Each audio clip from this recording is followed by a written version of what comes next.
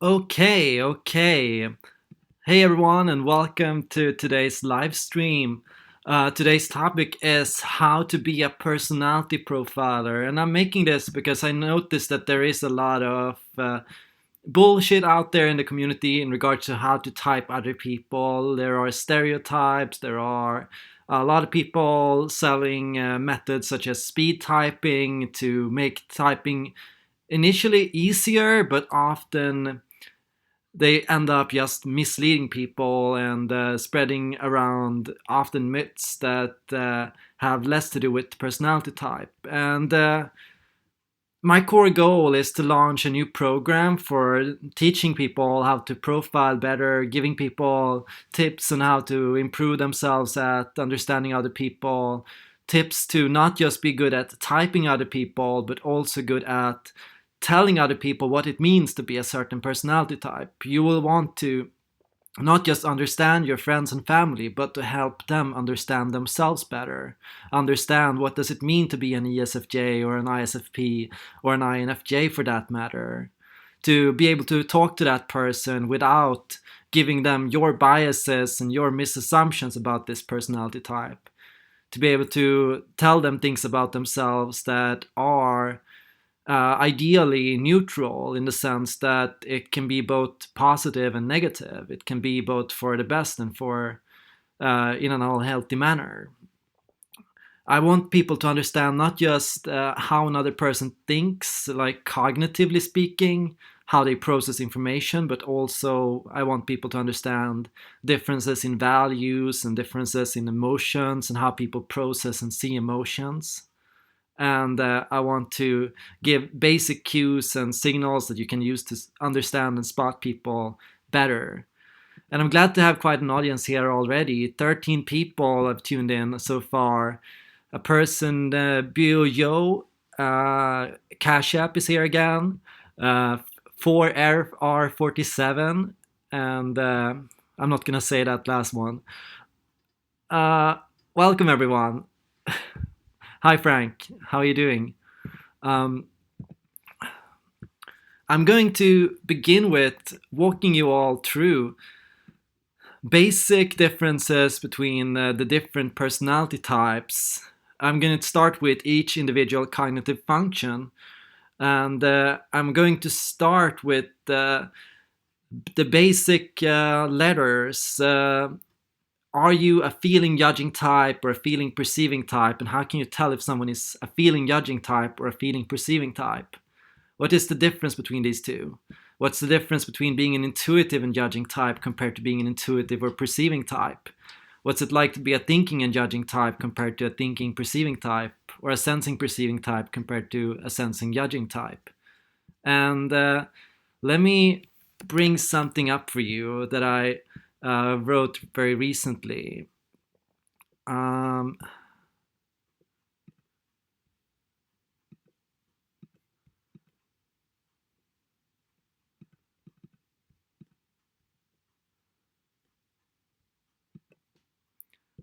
there we go.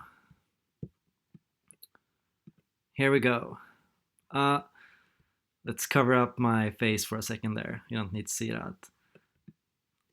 I wrote an article about speed typing recently, outlining some similarities and differences. And here, let's start with the acting quirks and the acting functions.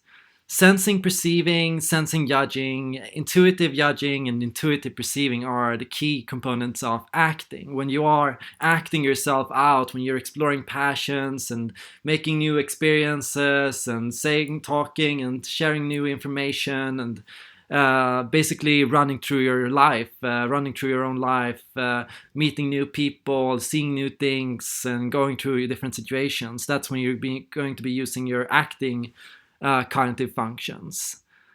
Typically, there's the SJ, the SP, the NJ, and NP functions here.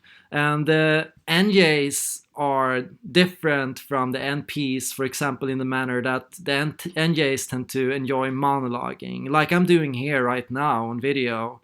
holding a more or less uninterruptible monologue, going into something or some topic and kind of starting to write it out piece by piece. Typically, when intuitive judging types speak, it's unrehearsed, where sensing judging types tend to practice a set of routine phrases that they return to, that they like to use.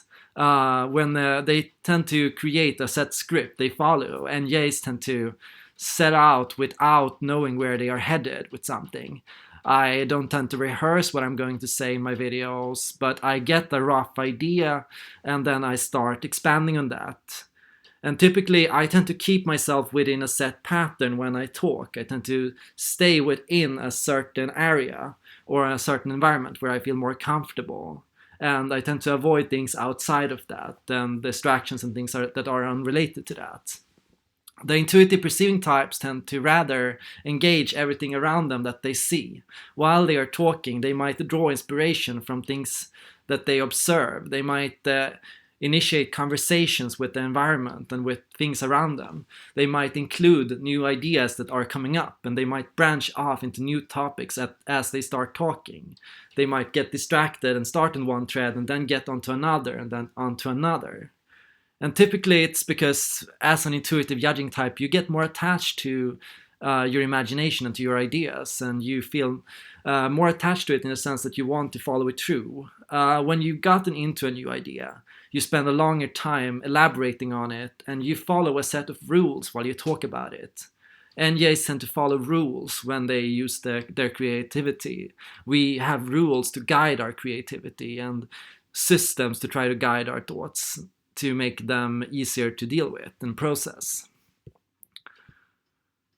Hi Dante, hi Nadja.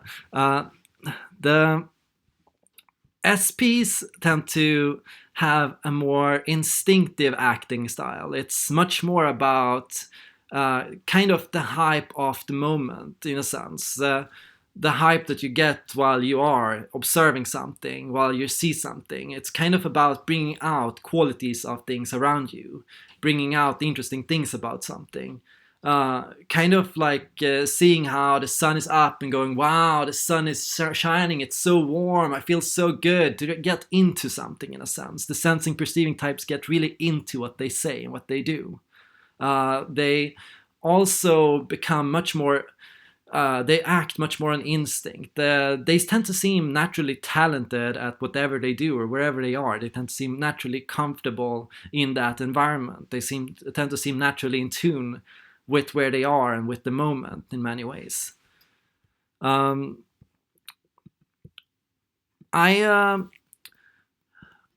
want to argue that often when you're looking for judging versus perceiving, what you're looking for is also boundaries.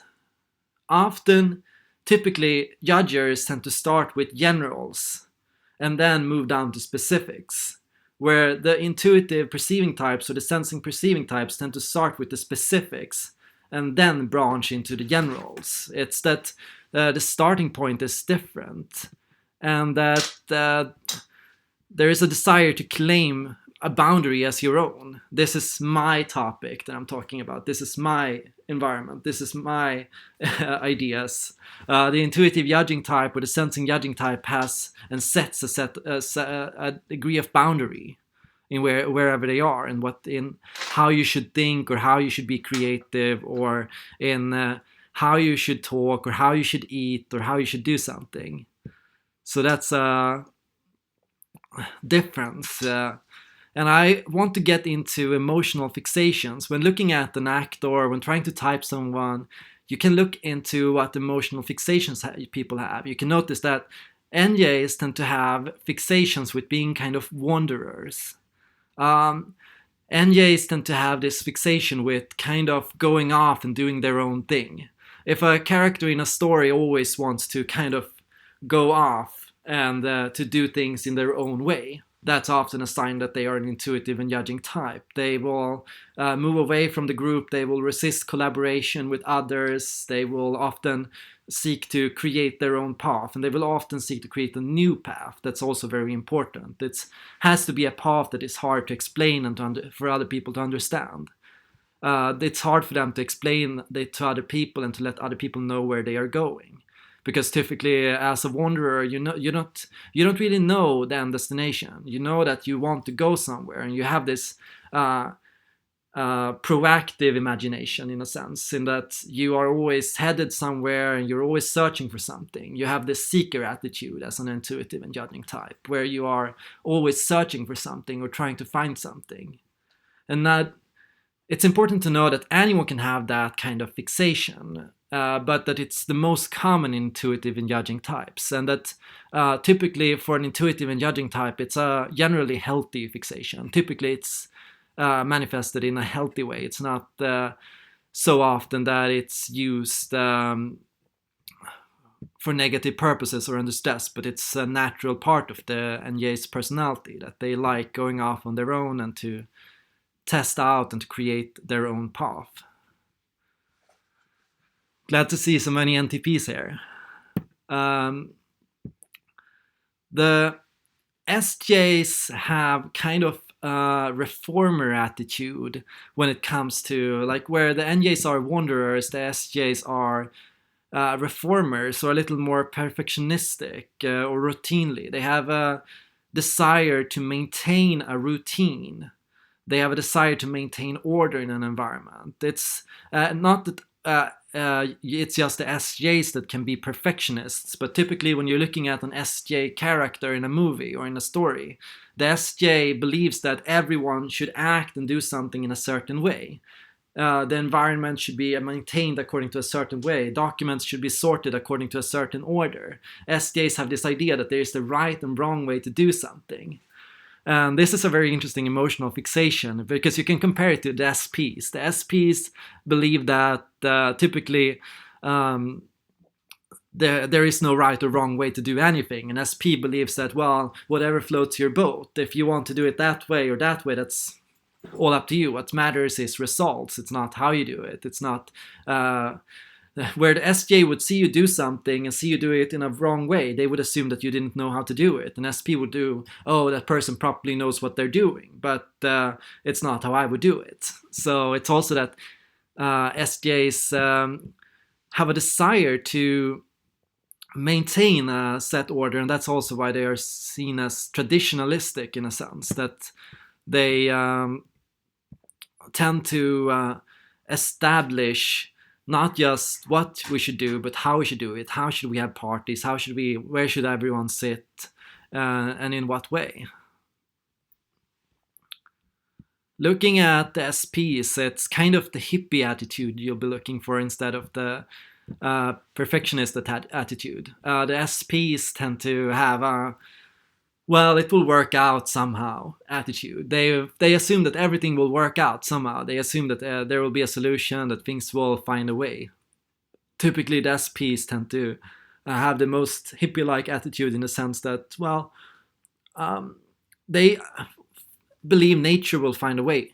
They believe that there is a solution to every problem, that they have no attachment to natural order or to a natural law. But they have an attachment to, they have a fixation with also letting things just go out as they want, letting the system just develop naturally, letting a room or a group environment just naturally be what it becomes. They don't want to intervene in any way. They just want to let things happen. Glad you like the definition of NJs, Levenska. Yeah, the boring thing, like, that's also part of the bias. As an intuitive, what the sensor does will generally always appear boring. To an NJ, it will appear boring because what an SJ does, they have usually done before. You see them repeat themselves, and you go, "What's fun about that?" You, as an NJ, you always want to say something in a new way. You never want to repeat yourself. You never want to go in circles. You want to constantly, the NJ believes in the spiral pattern of information, where everything is naturally developing and improving and changing slowly within a pattern.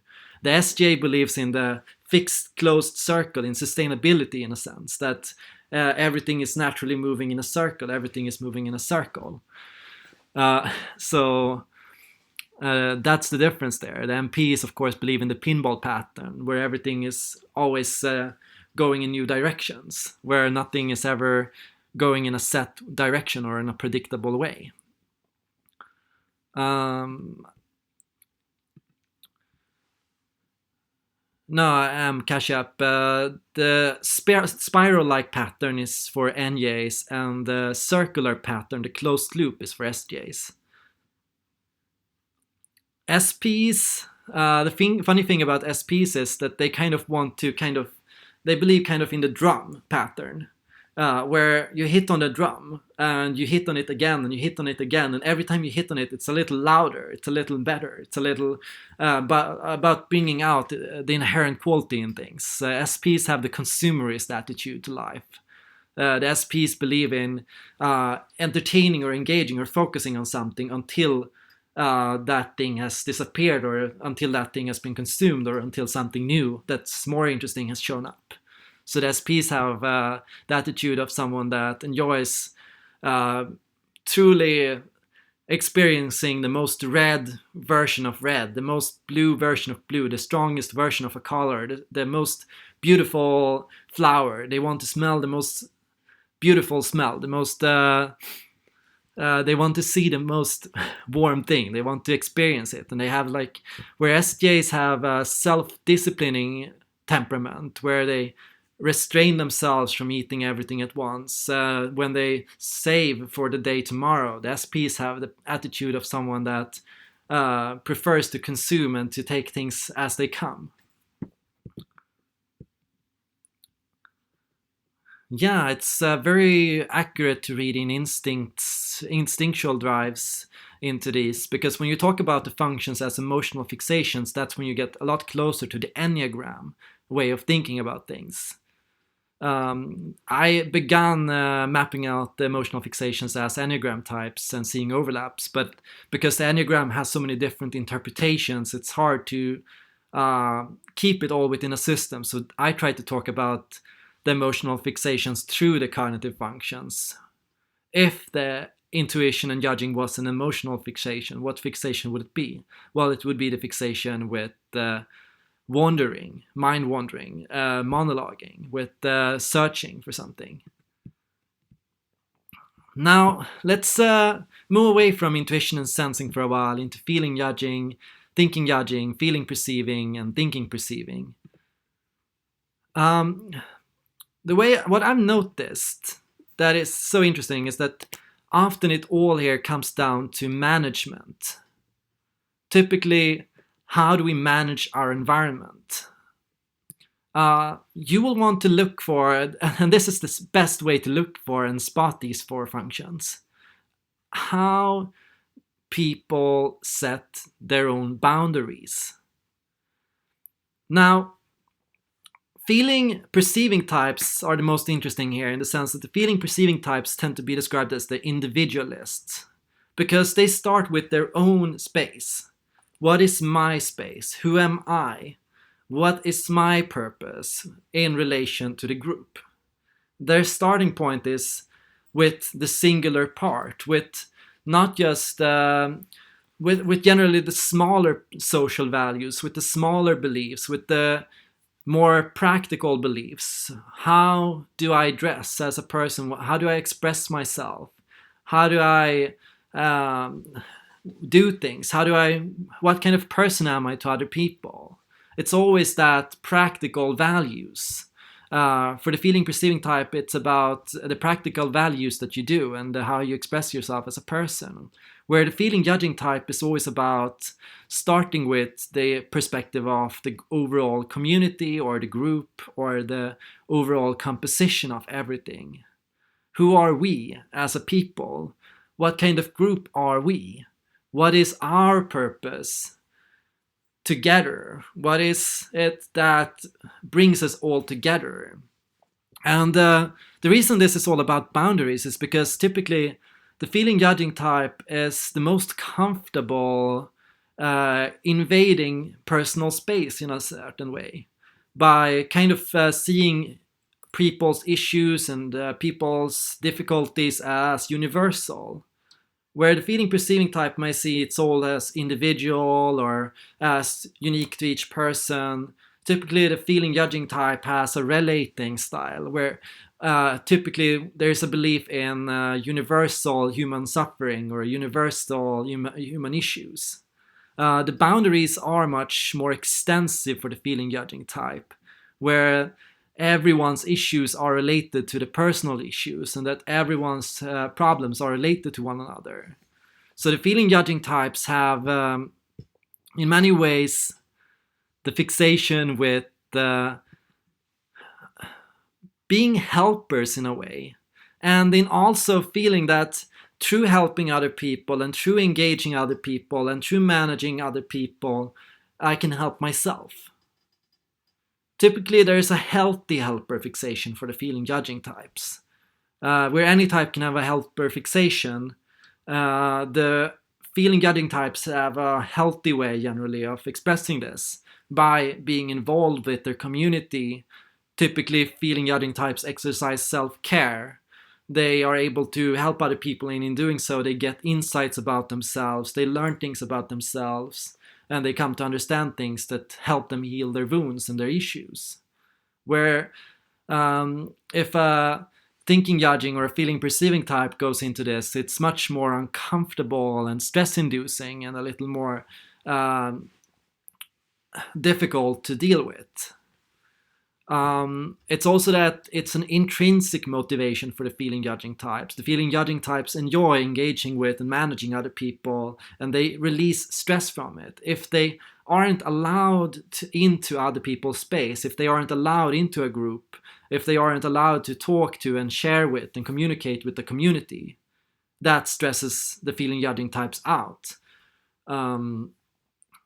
They are, in many ways, able to release stress and to release past issues by being able to engage with others. Typically, for the feeling perceiving types, actually let's jump to the thinking judgings and thinking perceiving types for a second. I have here thinking judging and thinking perceiving as management quirks, and just as feeling judging and feeling perceiving, it's about management of resources. What are my available resources in my environment? Who are my friends? Who are the people around me? What are my tools? What are my skills? What are my assets? What do I bring to the world? It's about controlling the environment and controlling how you do things. It's about directing yourself, your group, and the tools and the resources around you. So typically, the thing about thinking perceiving types is that the thinking perceiving types tend to have a set skill that they are really good at. Thinking perceiving types tend to be described as perfectionists in the sense not of perfection, but not of being in the sense of described with sensing judging, but in the sense of being improvement oriented and enhancing, and being able to do things more efficiently, being able to get more use out of the equipment you have. The thinking perceiving type is interested in what tools do I have at my disposal and how can I improve them? How can I get more energy out of this resource? How can I use this tool better? How can I do this task better? How can I do it faster? The thinking perceiving types have an interest in being able to do something in a talented or skillful manner. They tend to become seen as the people, like when you have a person that you need to solve a problem, it's usually the thinking perceiving type that is that person to solve a problem, that is the person that will maintain and will fix the tool and will make sure everything is working correctly. Where for the thinking judging type, it's about composition. Hi Geesh girl, welcome, glad to have you here. The thinking judging types tend to show strong leadership over the workspace. They have a say in how ideas and tasks are implemented in practice. It's that thinking judging types tend to go into saying, okay, do we have enough food? Do we have enough of these resources? Will we be able to use that for the play tomorrow? Will that work? Will that work? They are checking in on and making sure and overseeing the entire use of the different tools and how all tools are integrated into the bigger system. Steve Jobs would have called himself the person managing the orchestra, where he would see everyone else playing the orchestra, every person playing the individual instrument as the thinking, perceiving type. Steve Jobs saw his role as guiding and managing resources and tools and the people around them and using their skills well. And in that sense, the thinking, judging types tend to have this interest in this skill in noticing how well things perform. Thinking, judging types are great for scoring different tools relative to one another. That person is an 8, that person is a 6, that person is a 7. Being able to see who is performing the best within the group, who is the best on the team, who is the best at this and that task, and noticing when someone is underperforming and seeing something better for them to do, telling someone, okay, you're not doing it well, can you make sure it works better? The thinking, judging types are usually comfortable expressing and scoring things relative to one another. And here's the difference with thinking, judging versus thinking, perceiving. It's that the thinking, judging types are better at holding different tools and different things in their working memory.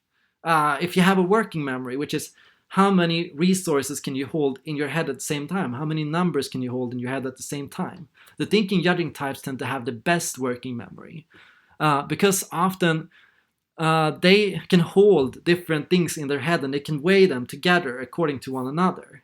The thinking, perceiving types tend to have less working memory. They are better at the individual task and customizing and enhancing and using each tool at the most efficient level. But they are not the best at seeing which solution is more efficient compared to the other. The thinking, perceiving types can brainstorm different ways to solve a problem, but they might not necessarily be able to judge which solution is going to overall be the best. And it all comes down to what your starting point is. Yes, Steve Jobs is an INTJ. In the ISTP subtype, interestingly, the blue subtype, typically the perceiving types start with the smaller parts, and the thinking, judging types and the feeling, judging types, the overarching parts. This is really important to remember. The smaller parts first or the overarching parts first. The thinking, perceiving types can branch into the overall system and they can make sure all components are brought together, but the thinking, perceiving types tend to start with the different unique tools and with each unique tool, and then they add components to it. So the thinking, perceiving types see themselves as adding components to one another infinitely, where the thinking, judging type sees themselves as developing a system and then fitting different components into it. You will want to look at also practical boundary setting. Like if you look at an interview of a person and you're going, okay, how do I see these things in a person? How do I know these things? Well, you'll want to look at boundary setting. A feeling, judging type will typically show more interest in actively engaging other people and telling them, oh, this is how you should feel, or this is how you should not feel, or this is how you can solve that problem, or this is how you can deal with that issue, and that is what that issue means, and that is what that issue means. They can engage emotional boundaries, and they can engage other people on that level, where typically the thinking, judging types are more comfortable expressing and taking space physically with actively saying this is mine and this is mine and this is mine. In a sense, thinking, judging types are much more ambitious than the thinking, perceiving types, because the thinking, judging types, they're good at going forward to a person saying, I want a promotion, I think I'm the best for this task, I think you should choose me for this task. The thinking, judging type is good at knowing when they are good at something and when they deserve a raise for something. They're good at judging how much their overall efforts are worth. The thinking, perceiving types, less so. The thinking, perceiving types have an issue with sometimes being slightly overconfident and overestimating their abilities in a sense, but also issues expressing to other people what they need to succeed. If they're doing badly at something, the thinking perceiving types might be bad for going to the system and asking the system for help. Can the system give me this, or can it give me this to succeed with this task? The thinking and judging type has the loyalist attitude. The thinking and judging type believes in favors and gains. I will do this for you, and you will give this to me. I will do this for the system, and the system owes this to me. The thinking and judging type thinks in terms of what do I get and what do that person get? Who is the winner and who is the loser from this trade? They are loyalists in the sense that they honor loyal order, the order in the system, that they follow and maintain the system's orders. The thinking and the judging types will also be, and this is also why thinking judging types will be suspicious towards help from other people, because they will assume that there is a price to be paid for help from other people. If the system gives them something, why do they give it to them? That's the thinking judging type's concern. They want to make sure that if a person gives them something, it is rewarded and the price has been clearly written out so that they understand why people do the things they do.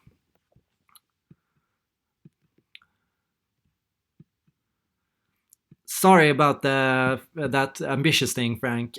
Basically, what I'm saying is comfortability asserting themselves within the system and asking the system for what they need. When it comes to the thinking perceiving types, it's more like there is no concern with what is best for the system, but it's a concern with, in particular, what is objectively the best decision. The thinking perceiving type is good at telling the difference between two particular options and noticing that this option is going to give me more results. If I improve this level or fix this thing in this tool, I will go up to 150% speed. That's thinking perceiving style of thinking. And they will do that edit even if the boss doesn't reward them for it, even if the system doesn't tell them to do it. The thinking perceiving type will do it because they will decide what is optimal, they will test what is optimal, they will test what is best for the system. And they don't necessarily care about what the boss tells them or what the system tells them. The thinking perceiving types are a little rebellious in this sense that the thinking perceiving types are interested in optimal results from every action they take. Even if orders directly contradict them from doing it, even if they are told not to do it, they will still feel an urge to do it because, well, they notice how they're losing optimality from the result and they're going to get stress from that. It's all in the end about managing stress. When it comes to differences between judgers and perceivers, it's all about managing stress. A thinking judging type that has to disobey orders to get optimal results is going to feel stress over this, even if the optimal results will benefit them for doing it. A thinking and perceiving type that has to ignore what is optimal to obey orders is going to feel stressed about this. So they did reduce and manage stress by getting either, if you're a thinking perceiving type, optimality, or if you're a thinking judging type, aligning and creating a sustainable system.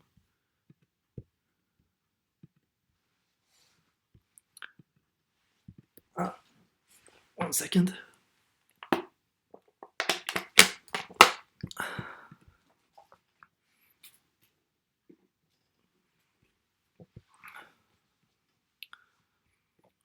Moving back to feeling and perceiving and feeling and judging. Let's see what the comments are saying here.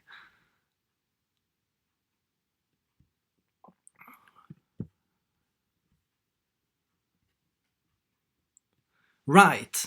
Feeling and judging types tend to establish social territory. So when feeling and judging types go into a group, they somehow always manage to form a us in the group. The feeling and judging type creates a common sense of identity with other people. The feeling and judging type makes us feel like there is a we. They create subgroups or overall groups for other people. They create an ideology or a shared social identity. Um, Still, the interesting thing is that if you look at a feeling perceiving type, the feeling perceiving type is kind of like the moral compass of the group. And how come if the feeling judging type is the one to create an identity that the feeling judging type doesn't have power over this identity or the morality of it? Well, because people recognize the feeling perceiving type's individuality. When it comes down to the things, there might be an ideology in a group, there might be a shared moral compass of the group, a code of conduct that we have all agreed to overall for how to be. But it's the feeling perceiving types that kind of define the parameters, the specific parameters of this ideology. What does feminism think in this particular social matter? What does socialism think about this particular issue? What does our code of conduct within this group, what does our religion or our system of values say about how we should do or how we should solve this issue? The feeling perceiving type starts with the individual values. And they are less swayed by ideology, less swayed by overall codes. They are more swayed with what is the right thing to do in each situation. How should we all be? What is fundamentally good? What does a good person do compared to a bad person?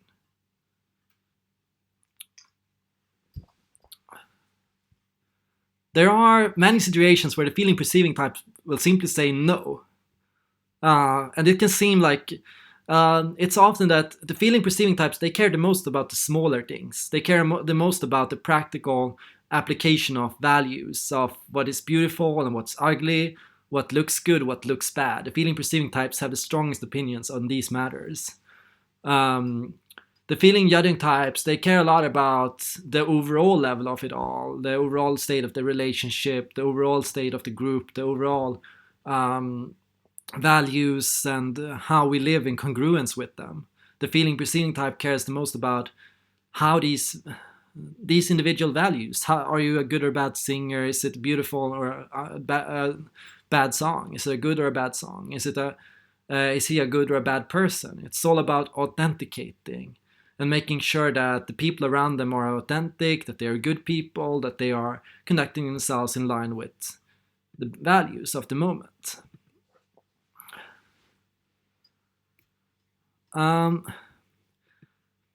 Actually, like when it comes to money, I don't think that any particular type necessarily likes money more than the other. I think to all of us, money is just recognized as a resource. Uh, it's not that thinking and judging types need more money for what they do, but it's that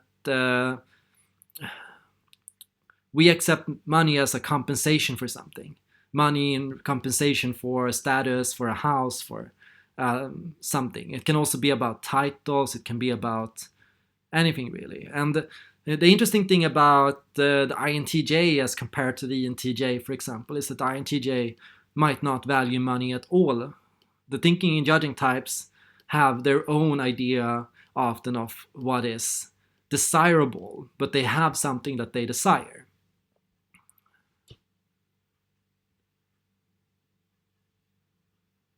Yeah, there is a conflict between feeling perceivers and thinking and perceiving types, and that often the feeling perceiving types believe in, if a feeling perceiving type is struggling with an issue, with feeling bad about something, with something they're struggling with, the thinking perceiving types will often go, here's how you solve it.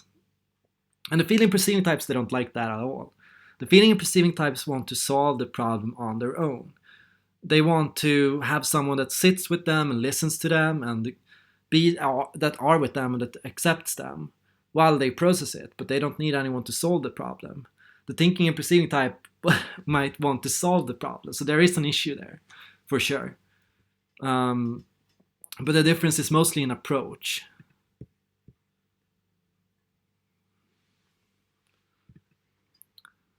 Now,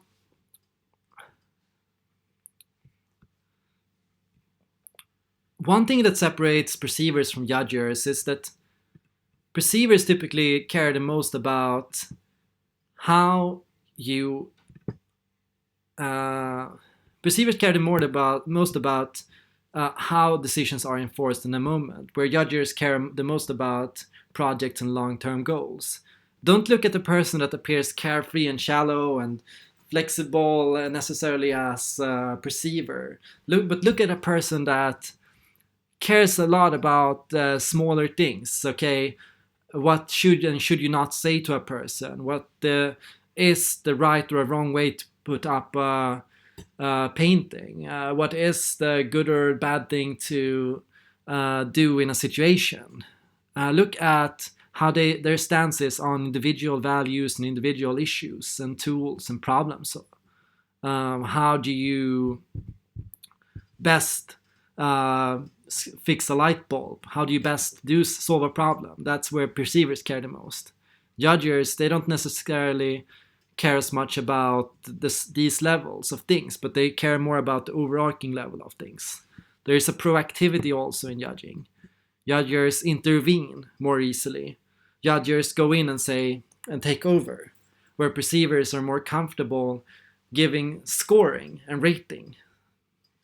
Perceivers are more comfortable saying this is how you should do it, where judges are more about how actually doing it in a sense.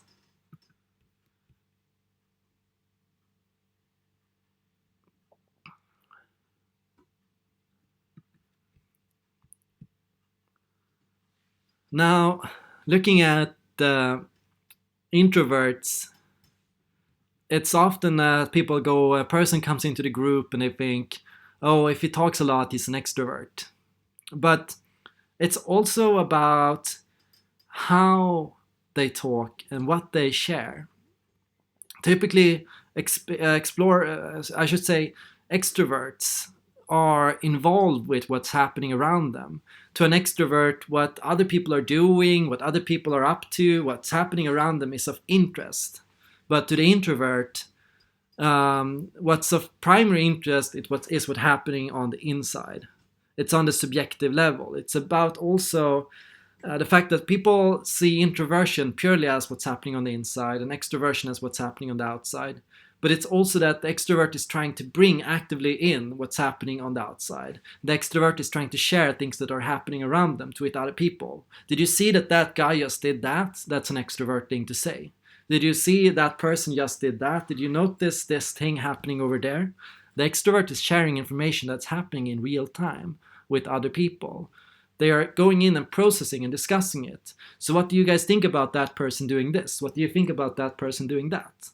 The extrovert is often about discussing things that are happening around them. Hi, Emil. Humore, hur är läget?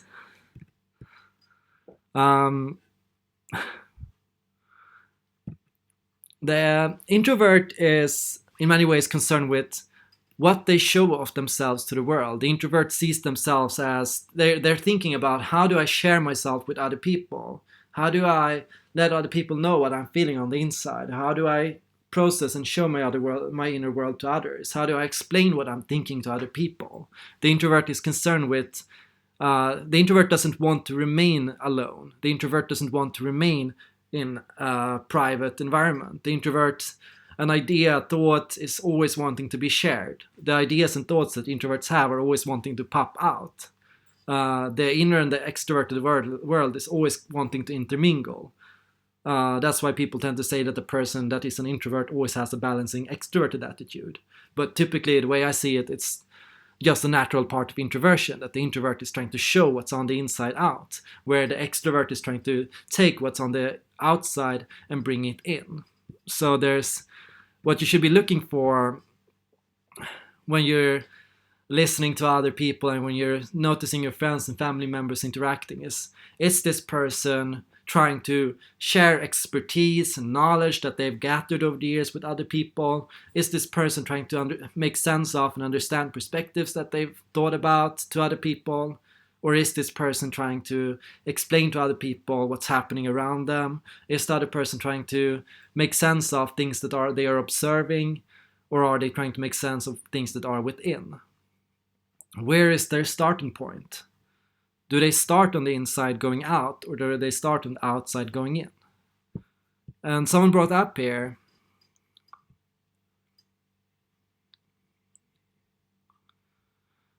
being an anxious extrovert.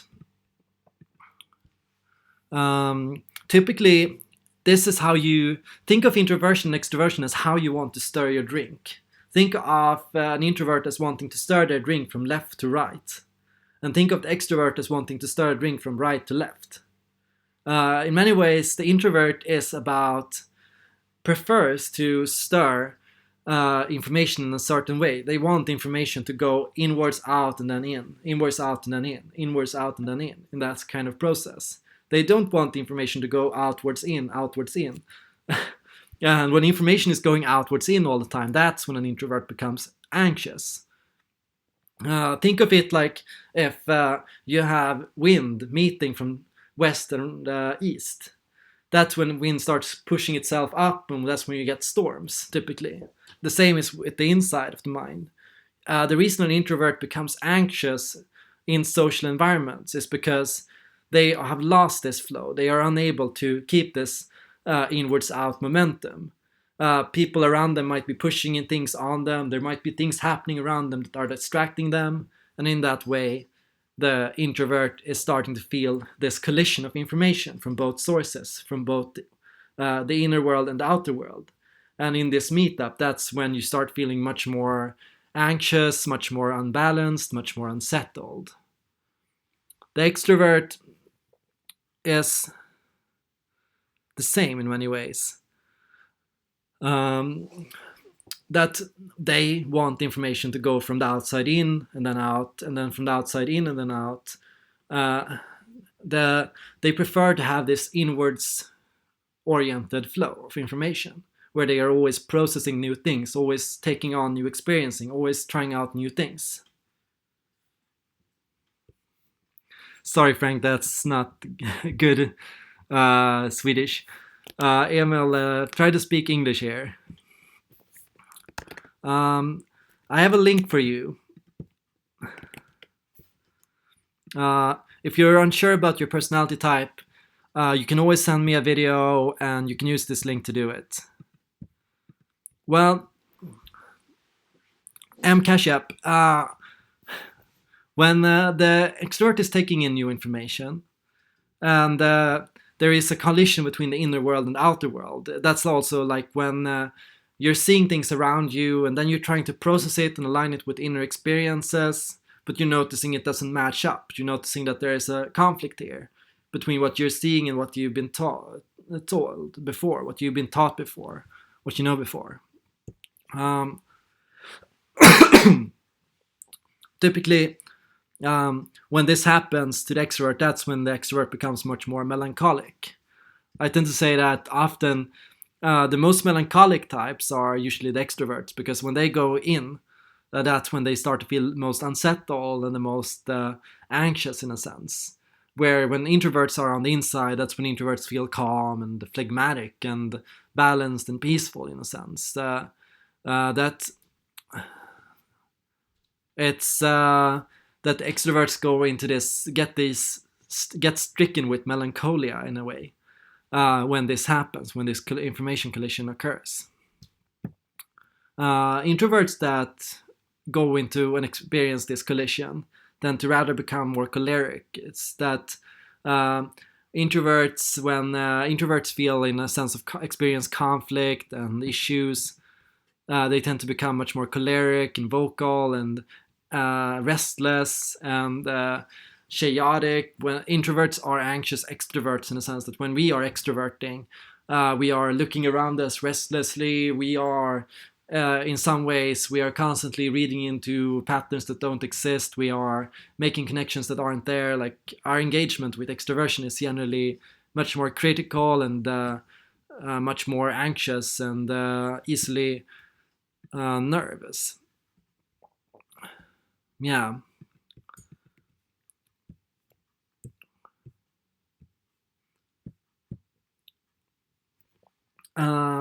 when looking at the intuitives and sensors in TV shows, I do want to advise you against thinking, oh, if that person is stupid, they must be sensors. If that person isn't educated, and that's also the primary confusion. If a person isn't educated, people tend to assume it must be a sensor. Um, the thing is, oh no, now I'm making everyone who is an extrovert here think they're introverted. Um, that intuitives tend to display quirks and peculiarities and abnormalities that make other people think they're strange. It's that intuitives tend to be naturally weird, like they go their own path in life. They might be masters of archery, moving from place to place. They might be people that are just going about their own day, doing something new and doing something on their own. They might be antisocial types in a sense that they prefer their own comfort zone. That's typically intuitive thing to do. They might be spiritual types. They might be types that dress in an unusual way. Uh, Typically, most types that have some weird quirk or some peculiarity or something they do that is unusual or strange are the intuitives. If you see a person on a TV show that is behaving and constantly in a healthy way, generally in a healthy way, I should say, to recharge, to get information, to get energy, they're doing their own thing. They're going outside of natural order. They're disobeying laws. They are rebelling in some way, and that's just a natural part of being intuitive. When you're looking for sensors, what you want to be looking for rather than stupidity is do they take space in the physical environment? How comfortable are they in their own bodies? How comfortable are they with loud noises? How active are they when talking? How engaging are they? How much do they demand you to listen to them? How much do they get attention for what they do? How much space do they take up in a room? When they go somewhere, how many people tend to look at them when they go there? How much influence naturally do they tend to give off just by their bodies and just by moving and talking and doing their own thing and speaking? Um, do they get interest from sharing ideas and from sharing eccentricities and passions and hobbies, or do they get passion from and energy from the environment and from the physicalities around them? That's how you tell the difference between an intuitive and a sensor. And when looking at intuition, typically intuition is something that revolves a lot around playful acting, like I showed with NP and NJ. Um, most actors tend to be NPs or NJs. Most actors tend to be intuitives. So that's also why a lot of TV shows and a lot of movies and literary and fictional things tend to be intuitive run. Oh no, the eggplants are back.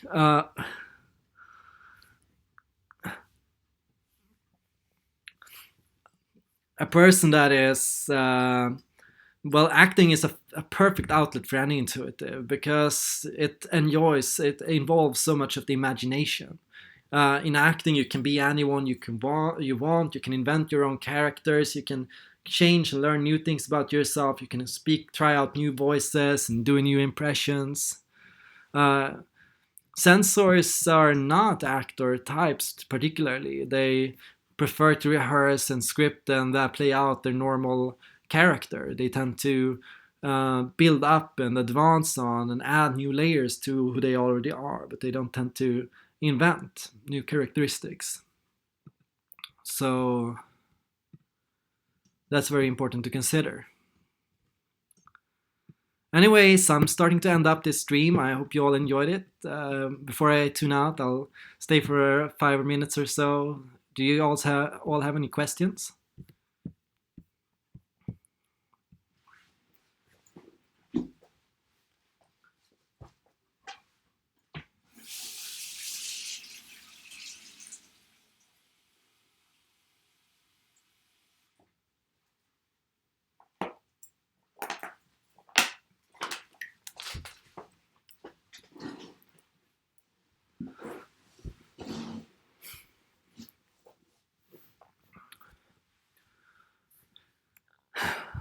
what would you recommend for an ENFP to get out of comedian zone? Hmm.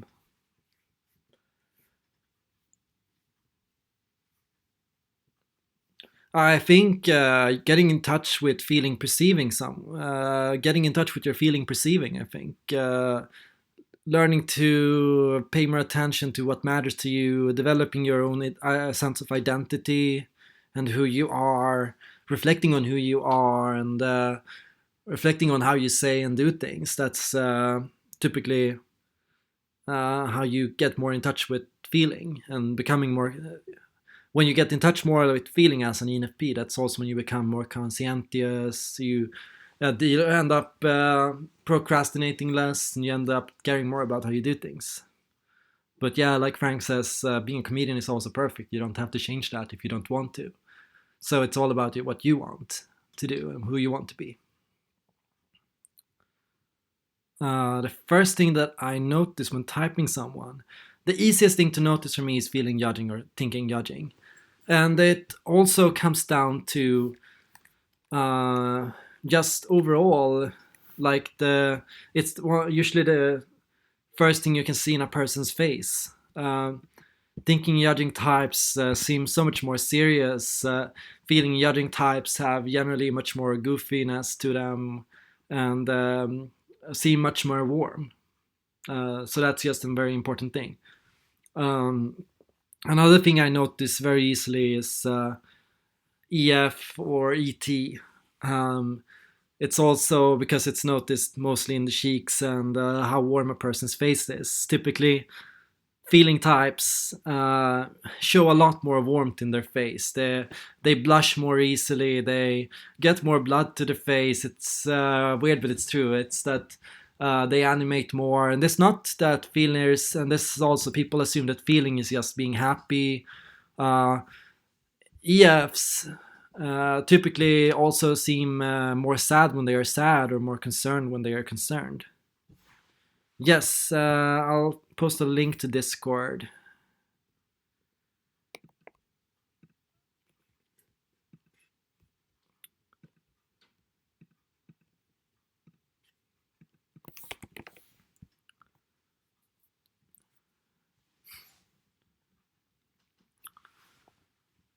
TP interpretation of social niceties, small talk, polite talk, being nice to other people as a thinking perceiving type. Um,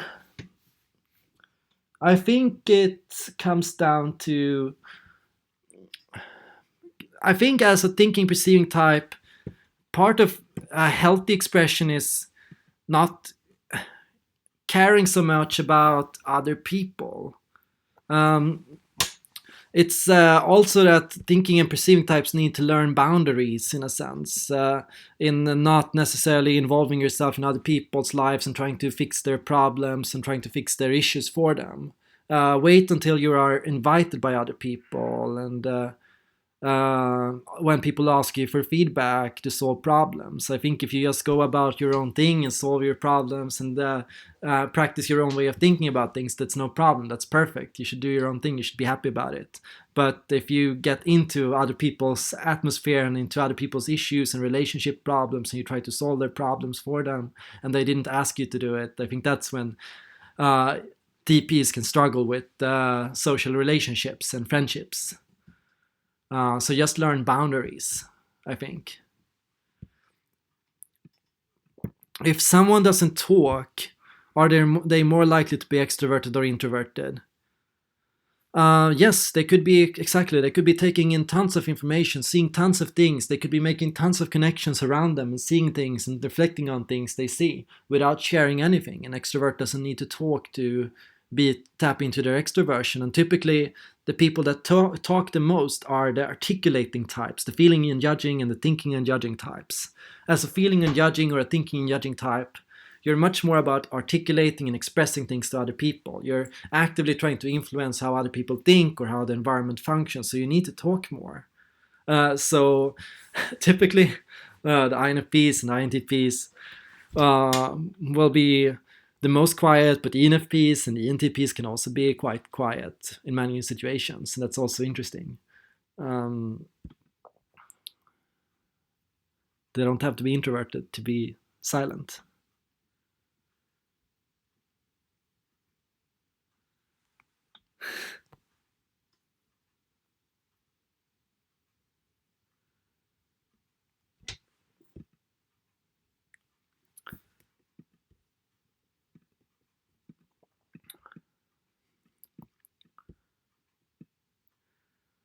Right. So thank you all for tuning in. I hope you all enjoyed the video, and I do want to take a minute to promote my profiler program. I will be launching very soon a profiler program where you can, through signing up on Patreon. Actually, let me bring that up. If you sign up on Patreon and support the channel, you will get access to soon a special course where you can get assignments and when you can learn to become more confident in typing other people. I'll give you people to type, and I will also do live hangouts together with you all where you can discuss and practice identifying cues and noticing things about different people. So what you need to do to get access to that is leave a subscription on Patreon. I will post information about the program when it's ready.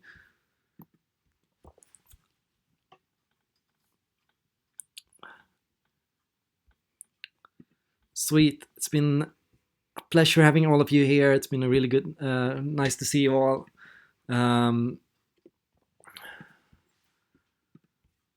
This is me tuning out.